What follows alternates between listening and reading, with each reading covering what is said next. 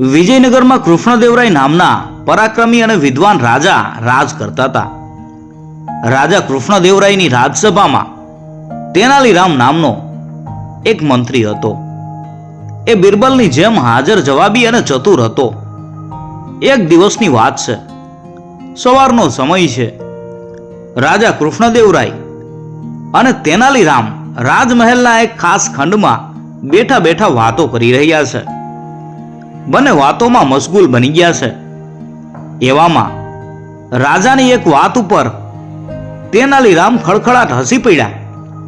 રાજાને થયું કે તેનાલીરામે મારી મસ્કરી કરી. રાજા કૃષ્ણદેવરાય ખૂબ ક્રોધે ભરાયા અને ક્રોધમાં ધુઆપુઆ થતા બોલ્યા, અલ્યે તેનાલીરામ, તું તારા મનથી ગમે એવો ચતુર હશે, પણ તોય તું અમારો પગારદાર નોકર છે. અમે તારા રાજા, માલિક અને અન્નદાતા છીએ. વાત વાતમાં તું મારી મસ્કરીઓ કરવા લાગે એ મારાથી સહન નહીં થઈ શકે. તારી જગ્યાએ જો બીજો કોઈ હોત તો એનું ધડથી માથું જુદું થઈ જાત.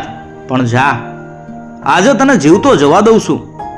આજથી તું મારો મંત્રી નથી અને હવેથી મારી રાજસભામાં કદી ન આવતો. તેનાલીરામે રાજાને કંઈ જવાબ આપ્યો નહીં અને પછી ધીમેથી ઊભો થઈ અને આડું અવડું જોયા વગર રાજમહેલની બહાર નીકળી ગયો અને પોતાને ઘેર આવતો રહ્યો. બસ એ દિવસથી તેનાલીરામ રાજસભામાં જતો નથી. છાનો માનો ઘેર બેસી રહે છે. આ વાતને લગભગ 1 મહિનો વીતી ગયો. રાજા કૃષ્ણદેવરાય તેનાલીરામને બોલાવતા નથી કે તેનાલીરામ રાજસભામાં જતો નથી. રાજાના દરબારમાં ચતુર માણસ તો જોઈએ જ ને, હાજર જવાબી પણ જોઈએ. આમ તો રાજાના દરબારમાં પંડિતો અને વિદ્વાનોનો તોટો નહોતો, પણ તેનાલીરામ જેવો હાજર જવાબી અને ચતુર માણસ કોઈ નહોતો. એટલે દરબારમાં એવા માણસની ખોટ ઊભી થતી હતી. રાજાએ નવા મંત્રીની શોધ કરવા માંડી, પણ લાયક માણસ મળ્યો નહીં. આખરે રાજાએ દાંડી પીટાવી. રાજ દરબારમાં એક મંત્રીની જરૂર છે, જે માણસ રાજસભામાં પૂછાયેલા પ્રશ્નોનો સંતોષકારક જવાબ આપશે એ માણસને મંત્રી તરીકે પસંદ કરવામાં આવશે. આ સાંભળી અને રાજાના દરબારમાં કેટલાય માણસો આવવા લાગ્યા, પણ કોઈના જવાબથી રાજાને સંતોષ થયો નહીં. આ વાતને 15 દિવસ વીતી ગયા. રાજા કૃષ્ણદેવરાયના દરબારમાં એક પરદેશી મુસાફર આવ્યો. રાજાને નમન કરી એણે કહ્યું, મહારાજ, આપને નવા મંત્રીની જરૂર છે એવા સમાચાર મેં જાણ્યા છે.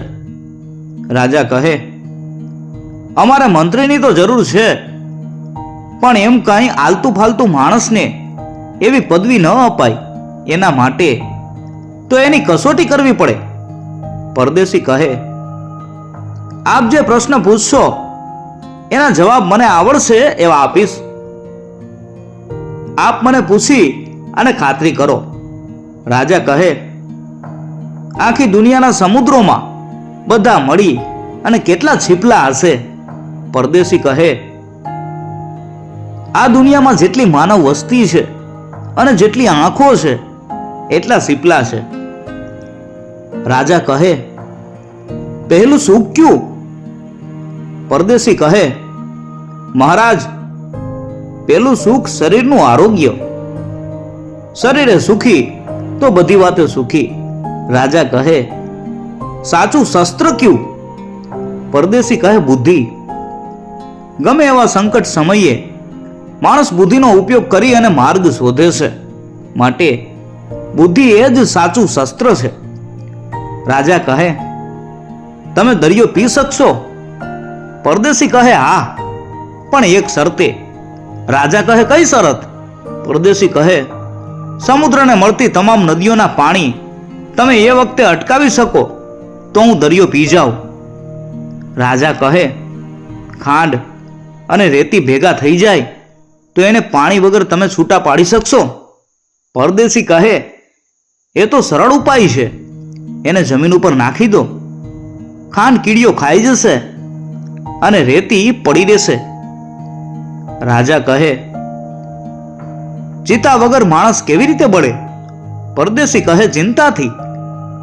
કવિઓએ બરોબર કહ્યું છે કે ચિંતા ચિતા સમાન છે. રાજા કહે, સૌથી હલકો ધંધો કયો? પરદેશી કહે, ભીખ માગવી તે. ભૂંડામાં ભૂંડો ધંધો ભીખનો છે. રાજા અને દરબારીઓ પરદેશીની હાજર જવાબી અને ચતુરાઈ જોઈ અને ખુશ થઈને બોલી ઉઠ્યા, વાહ ચતુરાઈ વાહ! પરદેશીએ કહ્યું, મહારાજ, આપ મારા પર ખુશ થયા એ મારું અહોભાગ્ય. જો આપ મંજૂરી આપો તો હું પણ આપની રાજસભાને એક પ્રશ્ન પૂછું. રાજા કહે, પૂછી શકો. રાજસભાના પંડિતો જવાબ દેશે. પરદેશી કહે, બારણું ઉગાડવાથી અને બંધ કરવાથી ચૂં ચૂં એવો અવાજ થાય છે, એનો અર્થ મને સમજાવશો? આ અટપટો પ્રશ્ન સાંભળી પંડિતો એકબીજાના મોં સામે જોવા લાગ્યા. કોઈ સંતોષકારક જવાબ આપી શક્યું નહીં. પરદેશી એમના મનોભાવ જાણી ગયો. એ બોલ્યો, મહારાજ, આપની રાજસભામાં મારા પ્રશ્નનો જવાબ આપવા કોઈ તૈયાર નથી. આપ કહો તો હું જ આપું. રાજા ઝાંખા પડી ગયા અને બોલ્યા, ખુશીથી કહો. આપનો જવાબ સાંભળવા અમે આતુર છીએ. પરદેશી કહે, આપણું શરીર ટકાવી રાખવા ખોરાકની જરૂર છે. આપણને ભૂખ લાગે છે ત્યારે આપણે ખાવાનું માગીએ છીએ. એ જ રીતે એને પણ એનો ખોરાક દિવેલ ઊંઝવું જોઈએ. એના સાંધામાં નિયમિત દિવેલ પૂરવાથી ચૂં ચૂં અવાજ બંધ થઈ જશે. પણ દિવેલ પૂરવામાં ન આવે તો ચૂં ચૂં અવાજ થતો રહેશે. એ અવાજ દ્વારા એ પોતાનો ખોરાક માગે છે. એનો જવાબ સાંભળી રાજા કૃષ્ણદેવરાય ખુશ થઈ ગયા અને બોલ્યા, પરદેશી, તું પણ અમારા તેનાલીરામ જેવો હાજર જવાબી અને ચતુર છે, માટે તને મંત્રી તરીકે પસંદ કરું છું. પરદેશી કહે, અન્નદાતા, તેનાલીરામ જેવા પ્રખર પંડિતની તોલે તો હું ન આવી શકું, છતાં આપને એક વાત પૂછી શકું? રાજા કહે, ખુશીથી. પરદેશી કહે, તેનાલીરામ જાતે જ આપની પાસે આવે તો તમે એને નોકરીમાં રાખી લો? રાજા કહે, ભાઈ પરદેશી, જો તેનાલીરામ અત્યારે હાજર થઈ જાય તો એના સર્વ ગુના હું માફ કરી એને એના મંત્રી પદે હાજર કરી દઉં. તમને કહું કે તેનાલીરામ વગર તો મને જરાય ગમતું નથી. આ સાંભળી પરદેશીને લાગ્યું કે રાજાને હજુ પણ તેનાલીરામ માટે પ્રથમ જેવી જ લાગણી છે. પરદેશીએ પોતાના માથા ઉપરની પાઘડી ઉતારી, મોએ લગાવેલા બનાવટી દાઢી મૂછ પણ ખેંચી કાઢ્યા. એણે પહેરેલા કપડા ઉપર પહેરેલા બીજા કપડા પણ ઉતારી નાખ્યા. આ જોઈ રાજા કૃષ્ણદેવરાય અને દરબારીઓ પેલા પરદેશીને ઓળખી ગયા. વાહ તેનાલીરામ! અરે આ શું? આ તો તેનાલીરામ! રાજા કૃષ્ણદેવરાય સિંહાસન ઉપરથી ઊભા થયા અને તેનાલીરામને ભેટી પડ્યા. તેનાલીરામ પણ એટલા જ હેતથી રાજાને ભેટી પડ્યો.